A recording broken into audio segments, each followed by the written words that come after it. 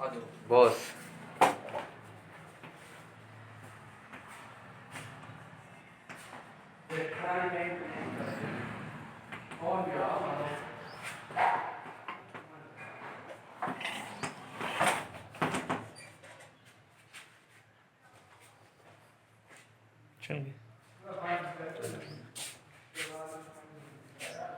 Good morning student, how are you? Fine, okay. आज का अपना जो टॉपिक है वो है निषेचन। इससे पूर्व हमने जो है परागण को पढ़ा था, ठीक है। परागण के बाद हमने इनकम्पैटिबिलिटी यानी कि अनिश्चितता को पढ़ा था। आज जो है हमारा टॉपिक है निषेचन, फर्टिलाइजेशन। परागण के पश्चात जो चीज शेष रह जाती है वो निषेचन, ठीक है। और जो आवृतबीजी जो प्लांट होते हैं उनके अंदर निषेचन से पूर्व जो घटनाएं होती हैं वो हम आपको इस वीडियो से पहले पढ़ा चुके हैं, ठीक है। एक बार दोहरान कर देता हूं आपको, आपकी समझ में आ जाएगा।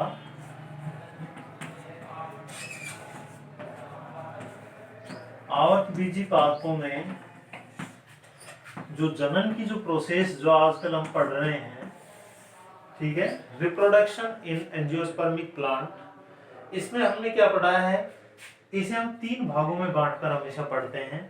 किस किस में? एक तो हम पढ़ते हैं निषेचन से पूर्व, ठीक है।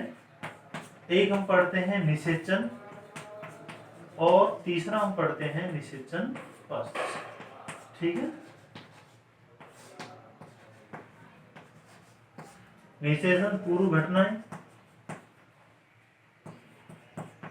निषेचन घटनाएं और निषेचन पश्चात की जो घटनाएं होती है। आवृतबीजी पादपों में जनन को हम इन 3 भागों में बांटकर पढ़ते हैं।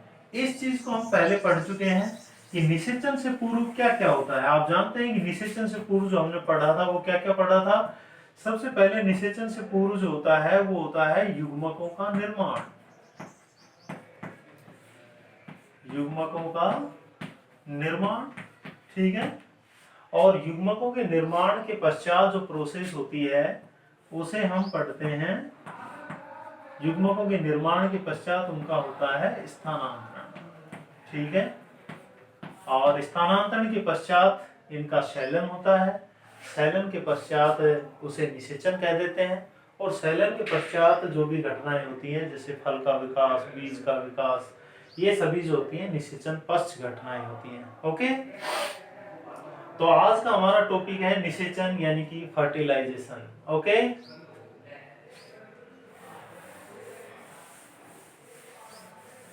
लेट्स बिगिन, शुरू करते हैं निषेचन को। सबसे पहले हम इसे चरणबद्ध तरीके से पढ़ेंगे ताकि आपको ये चीज समझ में आ जाए। सबसे पहले हम इसकी पढ़ेंगे परिभाषा कि निषेचन की डेफिनेशन क्या होती है। इसे इन्हीं चरणों में मैं अलग अलग पढ़ाऊंगा आपको। परिभाषा के पश्चात जो दूसरी चीज हम पढ़ेंगे वो इसकी खोज, ठीक है। इसकी जो डिस्कवरी है निषेचन की वो किसके द्वारा की गई थी। जब ये दोनों चीजें पढ़ लेंगे तो उसके पश्चात हम पढ़ेंगे जो निषेचन है उस निषेचन का अध्ययन हम कितने चरणों में करते हैं। निषेचन का अध्ययन, ओके, कि निषेचन का जो अध्ययन है वो कितने चरणों में हम करते हैं, ठीक है। अब इन चीजों के बारे में हम पढ़ेंगे। निषेचन का जो अध्ययन होता है उस पर बात और खोज पर हम पहले परिभाषा की बात करते हैं। जैसा कि आप सभी जानते हैं कि निषेचन किसे कहते हैं। निषेचन का मतलब होता है कि जो पूर्व में जो मेल गैमेट्स और जो फीमेल गैमेट्स बने हैं उनका शैलन होना ही क्या कहलाता है, निषेचन कहलाता है। तो परिभाषा क्या हो जाएगी इसकी, नर व मादा युग्मकों का शैलन क्या कहलाता है, निषेचन कहलाता है, राइट। बिल्कुल समझ में आ गया होगा आपको।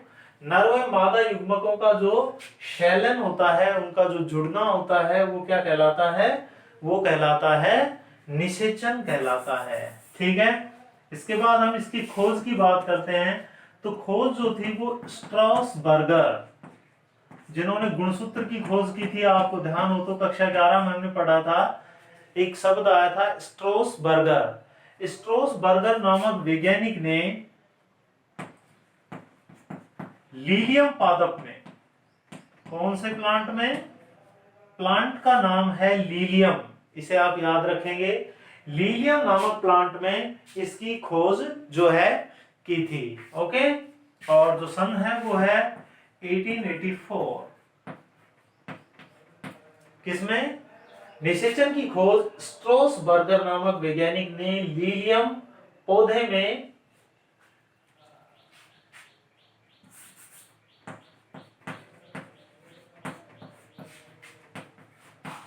1884 में की थी। ठीक है, काफी पुरानी बात हो गई। तो ये खोज और परिभाषा आपको समझ में आ गई होगी, कुछ ज्यादा डिफिकल्ट नहीं है। इसके पश्चात हम पढ़ते हैं निषेचन का अध्ययन। निषेचन का जो अध्ययन होता है वो क्रमबद्ध तरीके से हमें करना पड़ता है। ठीक है, और निषेचन के अध्ययन करने के लिए हम निषेचन के अध्ययन को कुछ चरणों में विभक्त कर लेते हैं, इसकी कुछ स्टेप हम बना लेते हैं। और पहली जो स्टेप है वो है परागकणों का अंकुरण।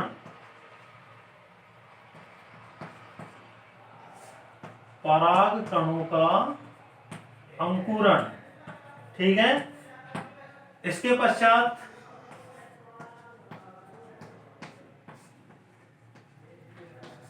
पराग नली की वृद्धि, राइट। पराग नली की वृद्धि के पश्चात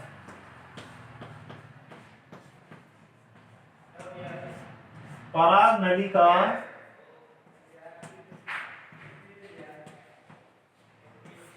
बीजांड में प्रवेश, और उसके पश्चात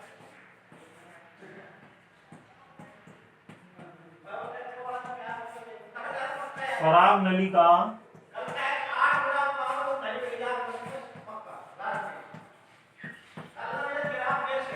भ्रूणकोश में प्रवेश, ठीक है। और जो नरयुग्मक होते हैं उनका स्थानांतरण, ठीक है। इसके पश्चात ये सारी चीजें पढ़ने के पश्चात अगला जो लास्ट चरण आता है निषेचन का, वो द्विनिषेचन और त्रिशैलन आता है, ठीक है। निषेचन का अध्ययन हो गया। इसके पश्चात ये तो नंबर 1 परिभाषा, फिर खोज, फिर निषेचन का अध्ययन करने के लिए हम जो पढ़ेंगे वो पढ़ेंगे द्विनिषेचन और त्रिशैलन। आज का जो हमारा टॉपिक है वो यही है, निषेचन को इन चरणों में पढ़ना। आई होप आपको समझ में आ रहा होगा ये, ठीक है।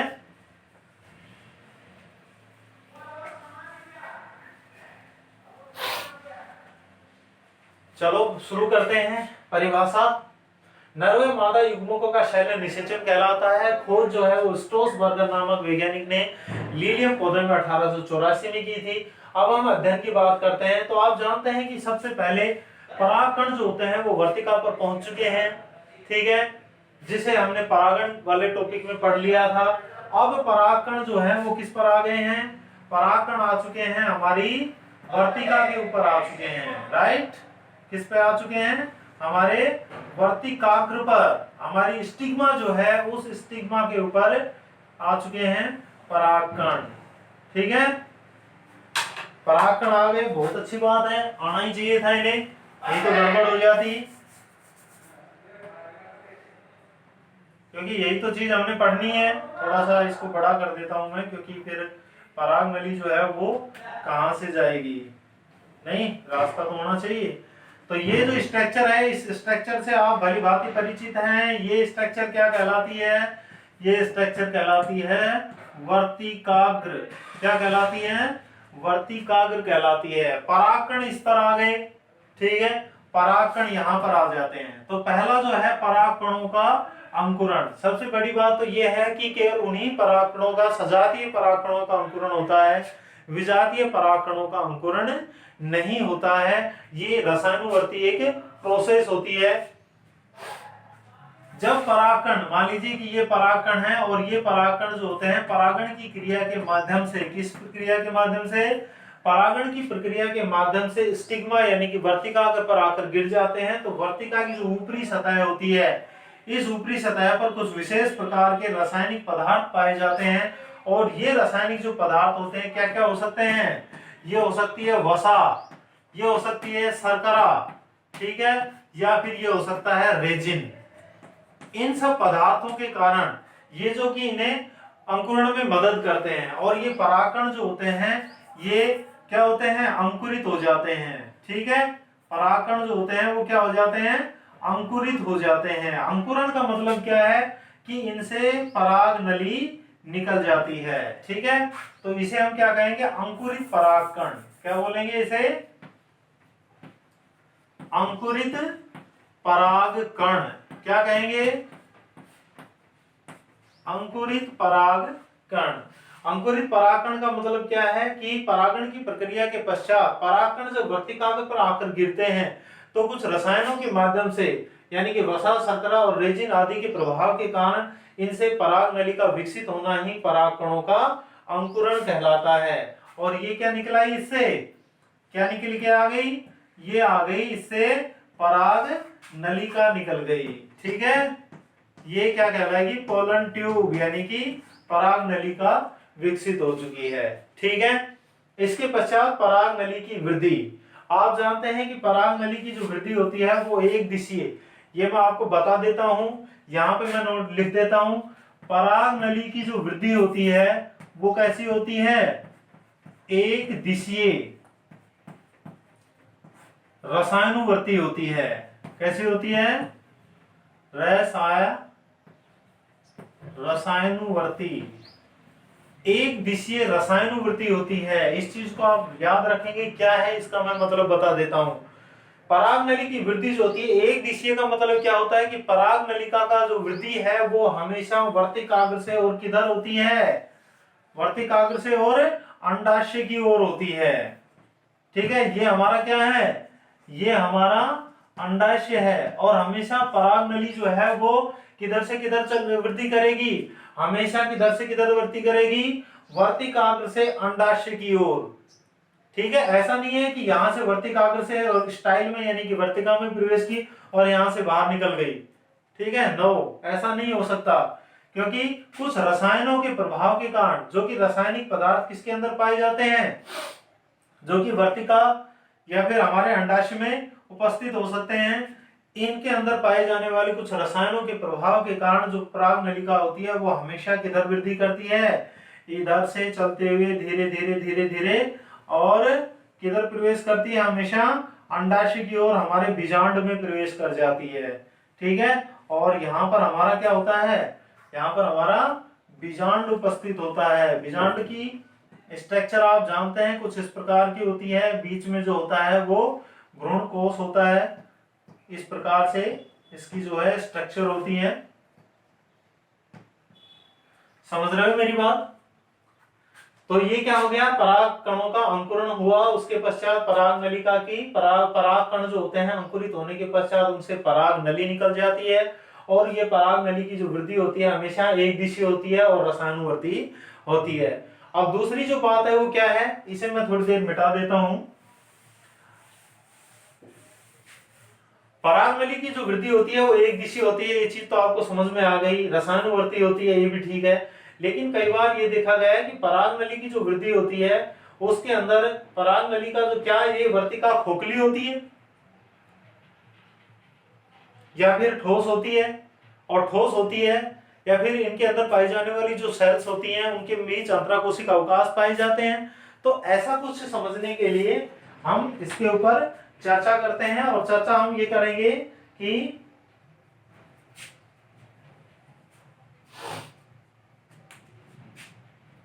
पराग नलिका, अब देखिए पराग नलिका जो विकसित हुई है अधिकांश जो पादप होते हैं, ठीक है,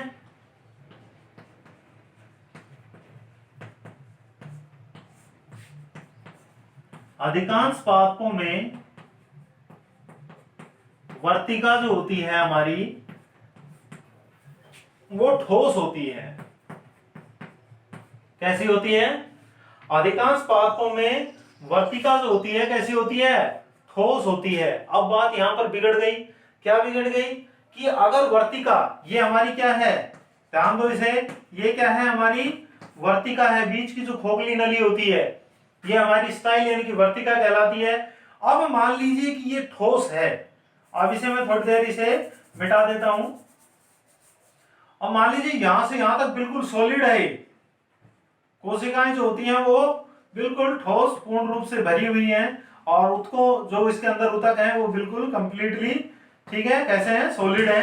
अब यहाँ पे पराग नलिका जो है विकसित तो हो गई, लेकिन इससे आगे अंदर जाना कहाँ है उसे? जाना तो कहां पर है? अरे कहां जाना है? बीजांड के पास जाना है। कहां जाना है? बीजांड के पास, क्योंकि इसके अंदर नर युग्मक है और यहाँ पे मादा युग्मक है, तो यहाँ पर नर युग्मकों का पहुंचना बहुत जरूरी है। और वो किसके माध्यम से जाएगा? वो जाएगा पराग नली के माध्यम से। तो अब बिगड़ बात ये गई कि पराग नलिका के आगे एक रास्ता वर्तिका जो होता हुआ था, वर्तिका हो जाती है कैसी? अधिकांश पादपों में ठोस हो जाती है। लेकिन माय डियर स्टूडेंट, जब पराग नलिका विकसित होती है तो वर्तिकाग्र जो होती है, जो हमारी जो वर्तिका है, ठीक है, हमारी जो स्टाइल है, इस स्टाइल के अंदर जो ऊतक पाए जाते हैं वो एक विशेष प्रकार के एंजाइम, जिस एंजाइम का नाम होता है पैक्टिनेज। क्या नाम होता है? पैक्टिनेज। पैक्टिनेज एंजाइम के माध्यम से इसके जो ऊतक होते हैं वो कैसे हो जाते हैं? नष्ट हो जाते हैं, ठीक है। और ये हमेशा कब नष्ट होते हैं? ये उस समय नष्ट होते हैं जब पराग नली जो है वो विकसित होती है। तो पैक्टिनेज नामक एंजाइम के कारण, ये एक एंजाइम होता है, पैक्टिनेज एंजाइम के कारण वर्तिका के अंदर पाए जाने वाले जो ठोस ऊतक होते हैं वो क्या हो जाते हैं? टूट जाते हैं, गल जाते हैं, नष्ट हो जाते हैं, और इसके कारण यहाँ बीचों बीच एक मार्ग बन जाता है। क्या बन जाता है? एक मार्ग बन जाता है, और इसी मार्ग से होते हुए जो हमारी पराग नलिका है वो बीजांड की ओर बढ़ने लगती है। पहली बात। कुछ एग्जाम्पल ऐसे भी होते हैं। दूसरी, ये तो अधिकांश पादपों की बात होगी पराग नलिका की वृद्धि के लिए, ठीक है। दूसरा क्या है कि एक पादप होता है जिसका उदाहरण हमने ऊपर भी दिया था। क्या है कि लीलियम जो पादप होता है उसमें कोई मेहनत नहीं करनी पड़ती किसी भी प्रकार की। क्यों? क्योंकि लीलियम पादप में जो वर्तिका होती है वो खोखली होती है। कैसी होती है?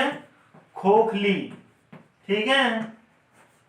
लीलियम पादप में वर्तिका खोखली होती है, तो यहाँ पर आसानी से पराग नलिका जो है वो वहां से अंदर की ओर यानी कि इधर बीजांड की ओर बढ़ जाती है। या लीलियम के साथ साथ एक पादप और होता है जिसका नाम होता है राईबीज। क्या होता है? राईबीज। राईबीज नामक जो प्लांट होता है उसमें भी वर्तिका जो होती है वो कैसी पाई जाती है? वो खोखली ही पाई जाती है, ठीक है। दो चीजें, अधिकांश पादपों में वर्तिका कैसी होती है? ठोस होती है, और उसके जो ऊतक होते हैं वो पैक्टिनेज।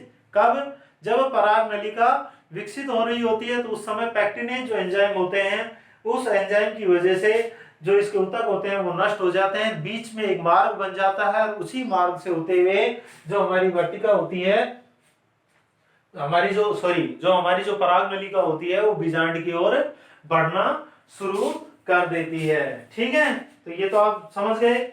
इसके साथ साथ एक और मैं आपको एक नोट की तरह, आप इसे नोट कर लेंगे बाद में, कि एक प्लांट होता है जिसका नाम होता है पिटूनिया।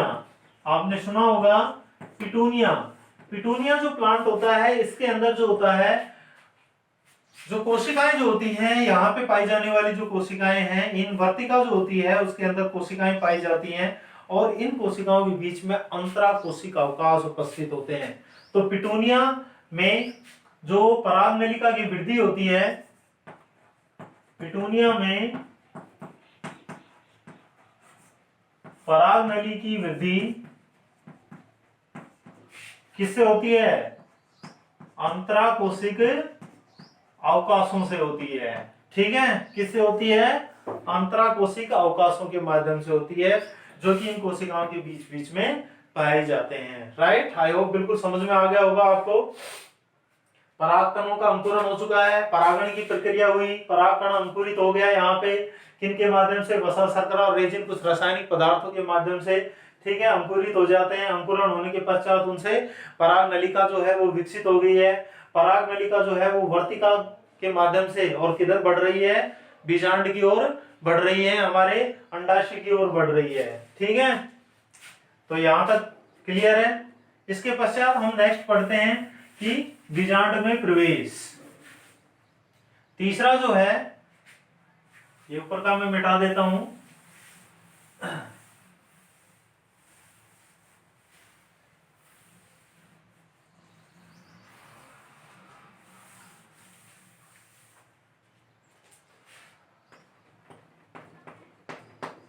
पोलन ट्यूब जो है, पराग नलिका का किसमें प्रवेश,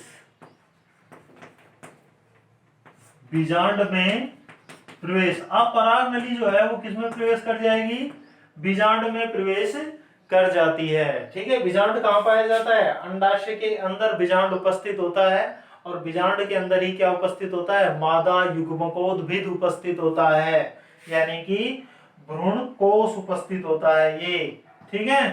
अंड समुच्चय भी बोलते हैं इसको हम। और अब बीजांड में प्रवेश जो होता है वो कई प्रकार से हो सकता है, इसको हम कुछ चरणों में पढ़ेंगे कि पराग बीजांड का जो प्रवेश, पराग नलिका का जो बीजांड में प्रवेश होता है वो 3 प्रकार से होता है। यह कितने प्रकार से होता है, 3 प्रकार से होता है, ओके। नंबर 1, पहला जो प्रकार है वो क्या है, वह है बीजांड द्वारी प्रवेश। किससे प्रवेश करेगी, बीजांड द्वारी प्रवेश, यानी कि पहले पराग नलिका अधिकांश पादपों में बीजांड द्वार से प्रवेश करती है। आप जानते हैं कि ये बीजांड द्वार होता है। मैंने बीजांड का चित्र बना के आपको बताया था, फिर से बना के बता देता हूं कि हमारा जो बीजांड होता है उसकी स्ट्रक्चर कुछ इस प्रकार से होती है, यूं, ठीक है, होती है या नहीं, अरे बोलो, गुड, अब आवाज आई मेरे तक। इस प्रकार से होती है, ठीक है। और ये इसका क्या कहलाता है, ये इसका कहलाता है बीजांड द्वार। क्या कहलाता है, बीजांड द्वार कहलाता है, राइट। और ये ऊपर वाला जो भाग होता है, ये वाला, ये जो भाग होता है ये इसका क्या कहलाता है, ये इसका निभाग कहलाता है। और ये जो होते हैं इसके क्या कहलाते हैं, अध्यावरण कहलाते हैं। क्या कहलाते हैं, अध्यावरण, ठीक है। और बीचों बीच एक स्ट्रक्चर पाई जाती है, इस स्ट्रक्चर को हम क्या बोलते हैं, इस स्ट्रक्चर को हम भ्रूणकोश बोलते हैं। क्या बोलते हैं, भ्रूणकोश। भ्रूणकोश जो होता है वो 7 कोशिकाओं और 8 केंद्रक युक्त एक संरचना होती है, जो कि बीजांड के मध्य में पाई जाती है, जिसे हम मादा युग्मकोद्भिद भी कहते हैं। क्या बोलते हैं, मादा युग्मकोद्भिद। और नर युग्मकोद्भिद किसे कहते हैं, नर युग्मकोद्भिद अंकुरित जो परागकण होते हैं जिनमें 2 नर युग्मक उपस्थित होते हैं, ठीक है। ये हमारा परागकण मान लीजिए, ठीक है। और ये इससे पराग नलिका विकसित हो रही है, और ये इसके अंदर 2 नर युग्मक हैं। तो अंकुरित जो परागकण होता है जिसमें 2 नर युग्मक उपस्थित हों, वो क्या कहलाएगा, वो नर युग्मकोद्भिद कहलाता है। क्या कहलाता है, नर युग्मकोद्भिद। और हमारे भ्रूणकोश को हम क्या कहते हैं, हमारे भ्रूणकोश को हम मादा युग्मकोद्भिद कहते हैं। क्या बोलते हैं, मादा युग्मकोद्भिद। समझ में आ रहा है, ठीक है, बहुत अच्छी बात है, समझ में आ रहा है आपको। बीजांड द्वारी प्रवेश, अब तो नाम से ही पता लग गया आपको, आसान हो गया कि पराग नलिका का बीजांड में प्रवेश किस सिरे से हो रहा है। अगर बीजांड द्वार वाले सिरे से हो रहा है तो उसे हम क्या कहेंगे, बीजांड द्वारी प्रवेश कहते हैं। और बीजांड द्वारी जो प्रवेश होता है वो लगभग पादपों में होता है। तो इसका एग्जाम्पल जो है वो आप लिख सकते हैं, अधिकांश पादप, ठीक है। अधिकांश पादपों में बीजांड द्वार की ओर से ही पराग नलिका जो है वो किसमें प्रवेश करती है, बीजांड में प्रवेश करती है। ये पराग नलिका हो गई, और ये यहां से बीजांड द्वार वाले सिरे से किसमें प्रवेश कर जाती है, बीजांड में प्रवेश कर जाती है। दूसरा जो हिस्सा होता है वो निभागी की प्रवेश कहलाता है। अब तो आप खुद ही परिभाषाएं लिख लेंगे। निभागी प्रवेश, ठीक है, इसमें क्या है कि पराग नलिका का जो प्रवेश है वो किस सिरे से हो रहा है, निभाग वाले सिरे से हो रहा है।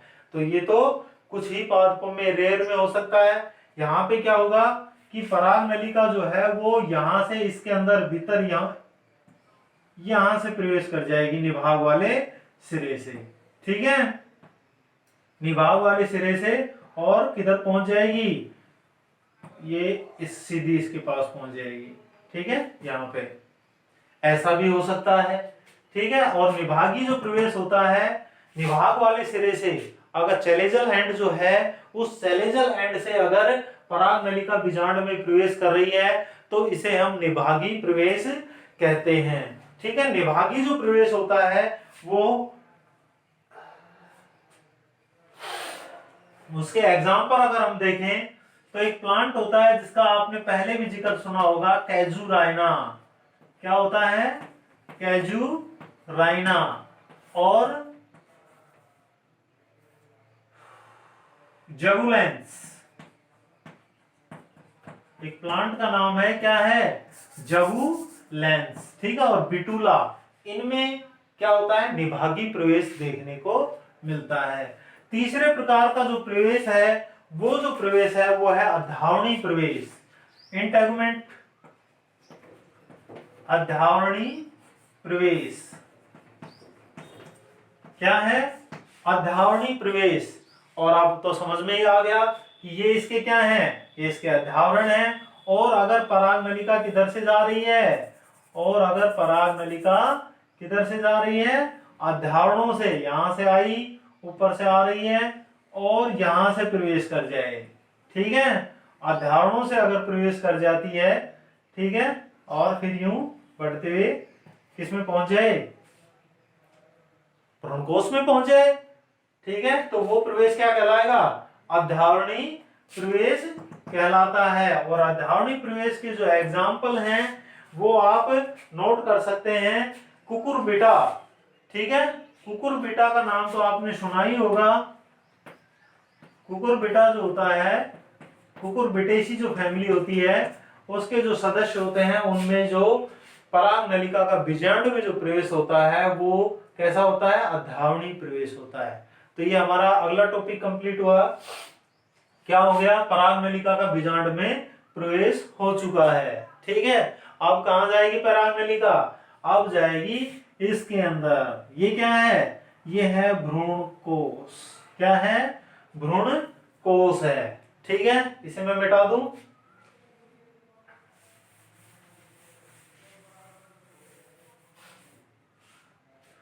पराग नलिका का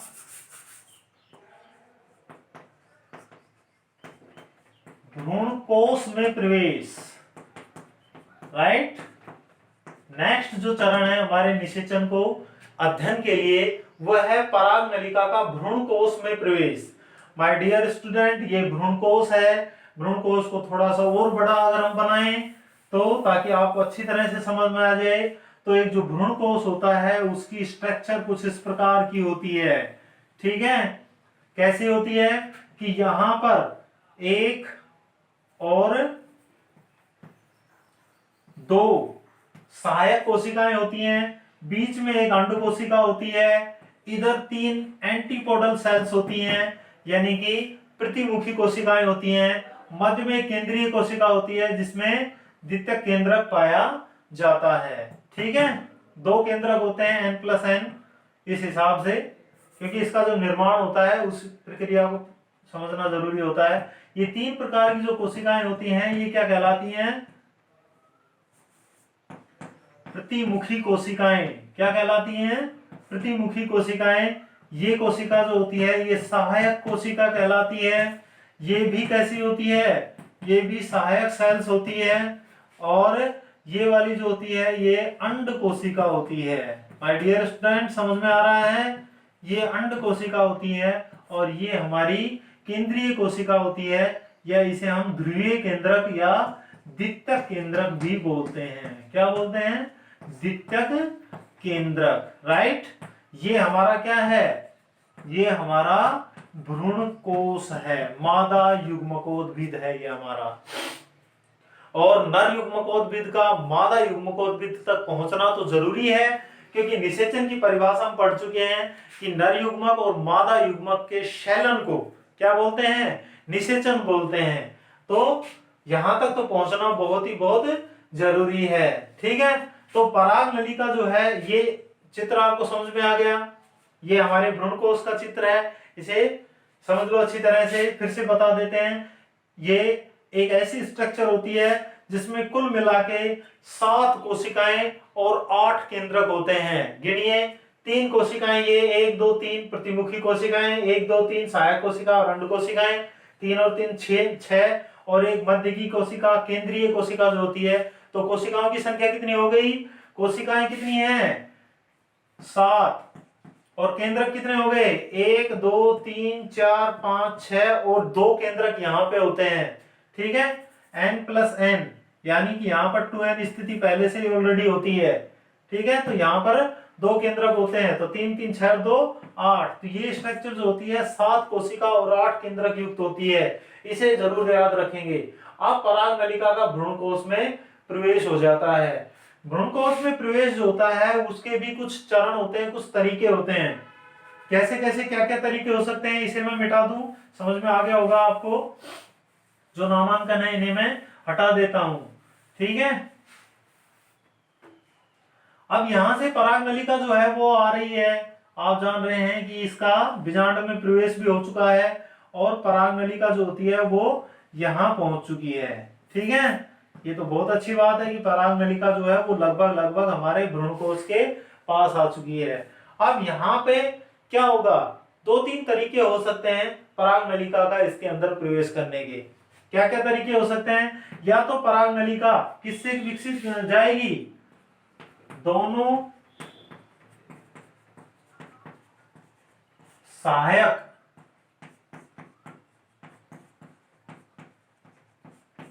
कोशिकाओं के मध्य से, पहली बात, ठीक है। या तो पराग नलिका किधर से जाएगी? दोनों जो सहायक कोशिकाएं होती हैं उनके मध्य से जाएगी। या फिर दूसरी बात क्या हो सकती है?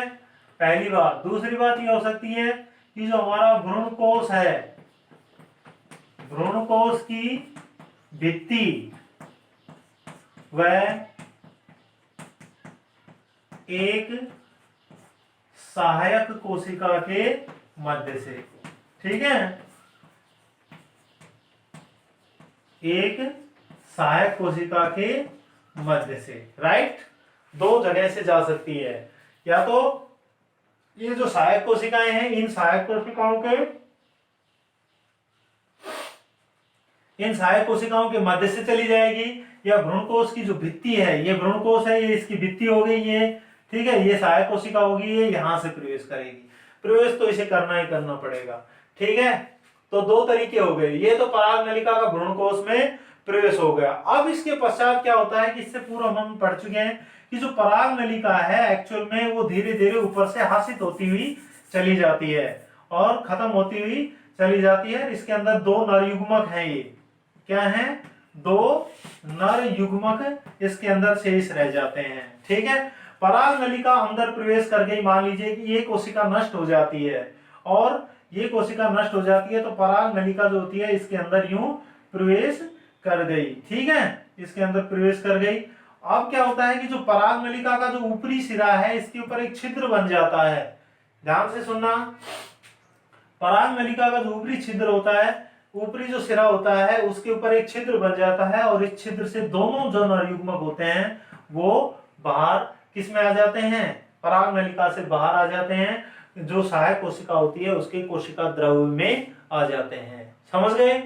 फिर से बता देता हूं, जब पराग नलिका सहायक कोशिका के माध्यम से भ्रूणकोश में प्रवेश करती है तो उसके सिरे के ऊपर एक छिद्र बन जाता है और इस छिद्र से दोनों नर युग्मक जो होते हैं वो सहायक कोशिका के कोशिका द्रव्य में आ जाते हैं, ठीक है। जैसे ही ये प्रक्रिया होती है, जो पराग नलिका होती है वो खत्म हो जाती है, ठीक है, धीरे धीरे विलुप्त हो जाती है। दोनों नरयुग्मक जो होते हैं वो कहाँ पहुंच गए, दोनों के दोनों नरयुग्मक अब किस में पहुंच जाते हैं, अब हमारे भ्रूण कोश में दोनों नरयुग्मक पहुंच चुके हैं, राइट। अब इसके बाद क्या होता है कि एक नरयुग्मक जो होता है वो तो किससे जुड़ जाएगा, वो अंड कोशिका से जुड़ जाएगा, ठीक है। और दूसरा जो केंद्रक है वो अमीबीय गति करते हुए, कैसी गति करते हुए, अमीबीय गति करते हुए किस पे पहुंच जाएगा, हमारे द्वितीयक केंद्रक के पास पहुंच जाएगा। और इस टॉपिक को हम क्या कहेंगे, यहां तक समझ में आ गया। इससे अगला जो टॉपिक है वो हमारा कहलाएगा द्विनिषेचन, ठीक है। क्या कहलाएगा, द्विनिषेचन व त्रिक्षैलन, राइट। द्विनिषेचन व त्रिक्षैलन बहुत आसान है, द्विनिषेचन और त्रिक्षैलन। इसे हम कंप्लीटली पहले भी पढ़ चुके हैं। द्विनिषेचन का मतलब क्या होता है, ध्यान से सुनना इसे, कि जब दो नरयुग्मक जो कि किस में प्रवेश कर चुके हैं, भ्रूण कोश में प्रवेश कर चुके हैं, इनमें से एक नरयुग्मक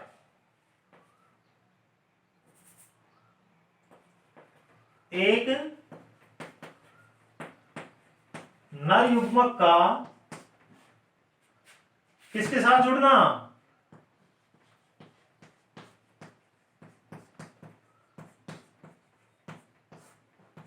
अंड कोशिका के साथ जुड़ना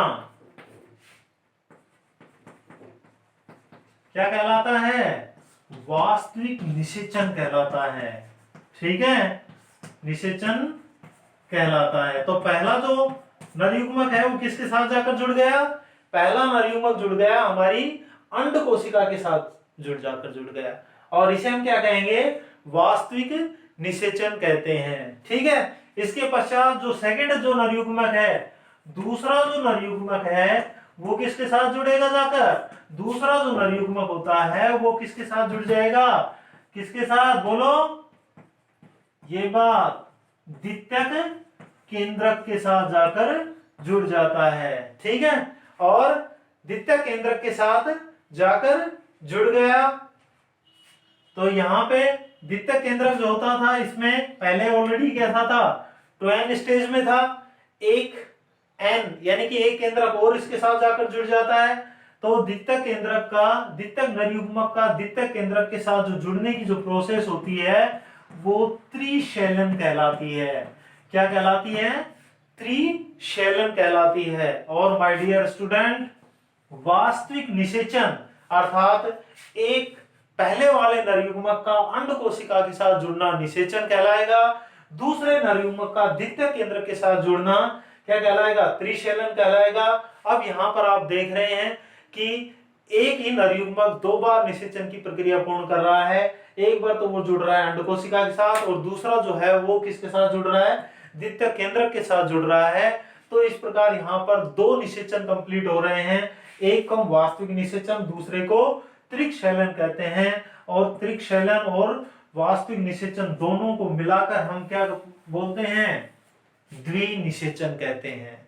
क्या कहते हैं, द्विनिषेचन कहते हैं। नेक्स्ट चीज, जब एक नरयुग्मक अंड कोशिका के साथ जाकर जुड़ता है तो उससे किसका निर्माण होता है, तो उससे माय डियर स्टूडेंट भ्रूण का निर्माण होता है। किसका निर्माण होता है, भ्रूण का।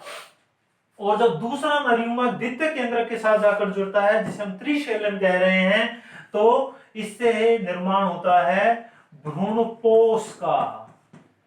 ये देखना, ये कोष है, ये पोष है। किसका निर्माण होता है, भ्रूणपोष, भ्रूणपोष यानी कि एंडोस्पर्म, ठीक है। और यही भ्रूणपोष जो है इस विकसित होते हुए भ्रूण के लिए किसका काम करता है, पोषण का काम करता है, न्यूट्रिशन का काम करता है, ठीक है। अब आप दूसरी चीज, जब दूसरा नरयुग्मक जो है वो द्वितीयक केंद्रक के साथ जुड़ा था, तो द्वितीयक केंद्रक ऑलरेडी पहले कैसे स्टेज में था, पहले ऑलरेडी 2n स्टेज में था, n+n के रूप में था। एक n और जाकर उससे जुड़ जाता है जो कि किसका होता है, नरयुग्मक का। तो स्थिति कैसी हो जाती है, 3n, ठीक है। 3n का मतलब त्रिगुणित, तो इससे विकसित होने वाली जो स्ट्रक्चर है जिसका क्या नाम है, भ्रूणपोष है, तो भ्रूणपोष भी कैसा होगा, भ्रूणपोष भी त्रिगुणित होता है। ठीक है, भ्रूणपोष भी त्रिगुणित होता है। तो इसकी सूत्रता आपसे पूछी जा सकती है कि भ्रूणपोष की जो सूत्रता है वो क्या है, त्रिगुणित। ओके, तो यहां तक आपको समझ में आ गया होगा। द्विनिषेचन, त्रिकशैलन, परागकणों का अंकुरण, पराग नलिका का विकास, उसका बीजांड में प्रवेश, बीजांड के पास भ्रूणकोश में प्रवेश, भ्रूणकोश में पहुंचने के पश्चात नर युग्मकों का क्रमशः अंडकोशिका और द्वितीयक केंद्र के साथ जुड़ना, ये सभी चीजें जो होती हैं ये निषेचन को कंप्लीट करती हैं। ओके, समझ में आ गया होगा आपको ये सारी चीजें। आज का टॉपिक जो है हम यही समाप्त करते हैं, निषेचन था। इससे संबंधित आपको नोट्स लिखने में दिक्कत आ रही है तो मैं आपको नोट्स जो है वो भेजता रहूंगा। Okay, bye bye, have a nice day. Bye bye bye bye. तुम भी मेरी